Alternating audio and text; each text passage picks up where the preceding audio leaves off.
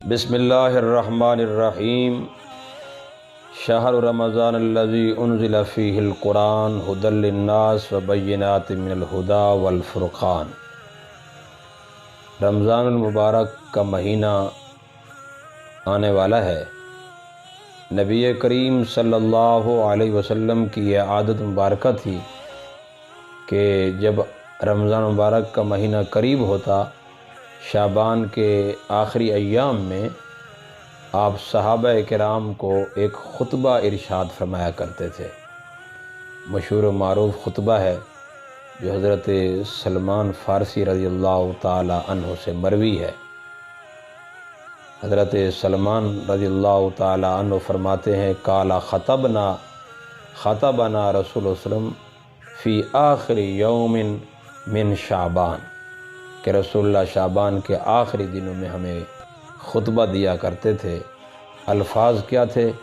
فقال یا ایھا الناس، آپ فرماتے ہیں لوگو، قد اظلکم شہر عظیم، کہ تمہارے اوپر ایک عظیم مہینہ سایہ فگن ہونے والا ہے۔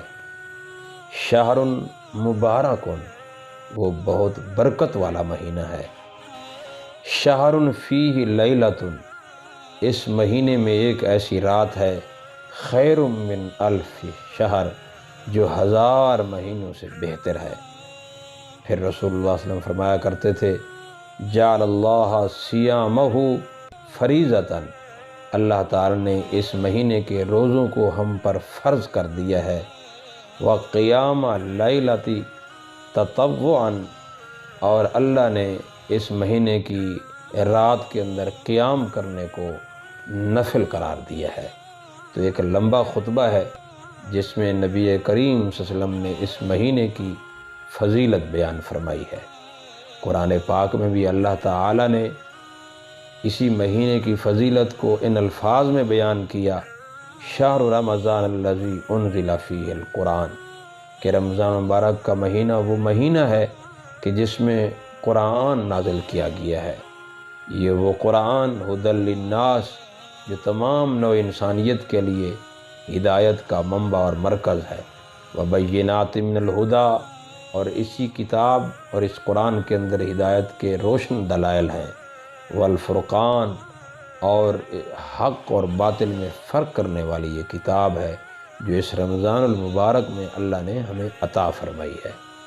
اور اللہ نے اسی رمضان المبارک کے اندر یہ حکم دیا ہے کہ فمن شہد فلیصمہ، فمن شہد منکم الشہر فلیصمہ، کہ جو تم میں سے اس مہینے کو اپنی زندگی میں پائے، موجود پائے، تو اس کو چاہیے کہ وہ اس کے دنوں میں روزہ رکھے۔ تو یہ رمضان مبارک کا مہینہ ہمارے لیے ایک بہت ساری رحمتوں، مغفرتوں، برکتوں کو لے کر آ رہا ہے۔ یہ گویا کہ اللہ کی طرف سے ایک ایسا مہمان ہے جو بہت سارے خزانے لے کر ہمیں دینے کے لیے آ رہا ہے۔ تو ہمیں چاہیے کہ ہم اس مہینے کی قدر کریں۔ نبی کریم صلی اللہ علیہ وسلم نے ایک حدیث کے اندر یہ ارشاد فرمایا ہے، من صام رمضان ایمانا و احتسابا غفر له ما تقدم من ذنبہ۔ حدیث کے الفاظ پر ذرا غور کرتے ہیں کہ رسول اللہ صلی اللہ علیہ وسلم نے فرمایا، جس نے رمضان کے اندر ساما، رمضان کے روزے رکھے، لیکن 2 شرطوں کے ساتھ۔ وہ کون سی 2 شرطیں ہیں؟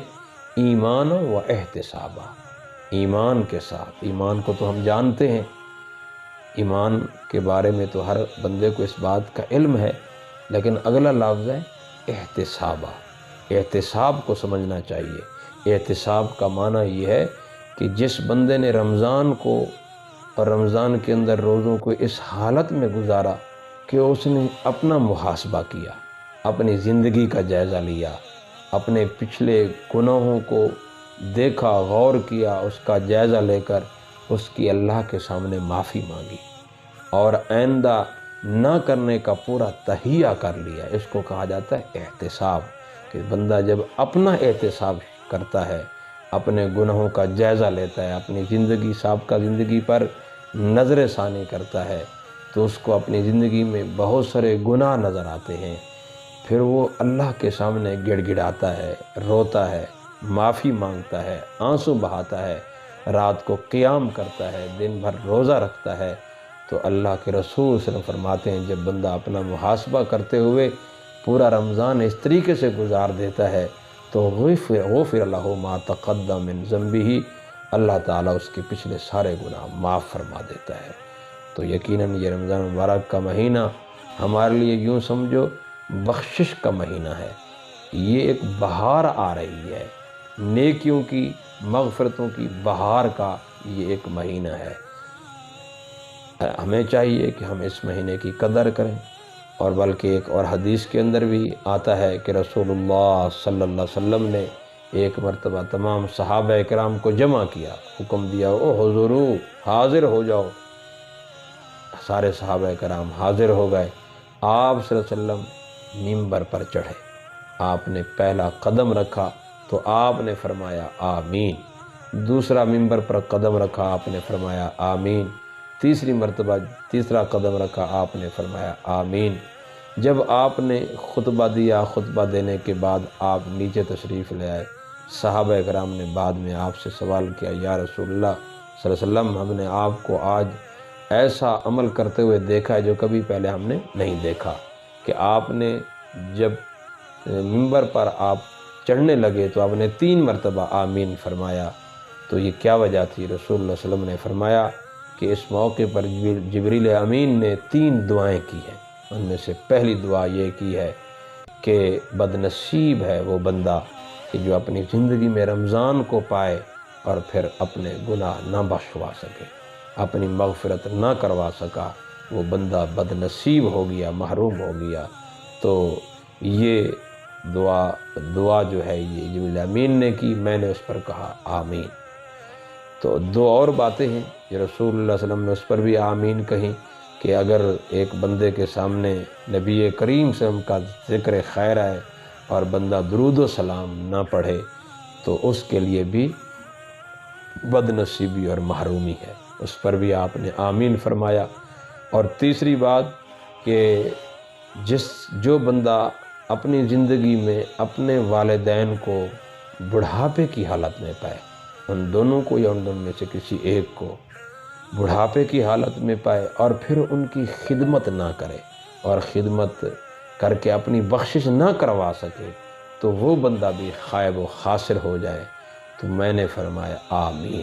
تو آپ اندازہ لگائیں اس حدیث کے اندر سب سے پہلی بات جو بیان کی گئی ہے وہ رمضان المبارک کے متعلق ہے کہ رمضان کا مہینہ آیا لیکن بندے نے غفلت کے اندر اس کو گزار دیا، نہ اس میں روزے رکھے، نہ اس نے رات کا قیام کیا، نہ اپنی زندگی کا جائزہ لیا، نہ اپنا احتساب کیا، تو ظاہر بات ہے اس بندے کے لیے محرومی ہے۔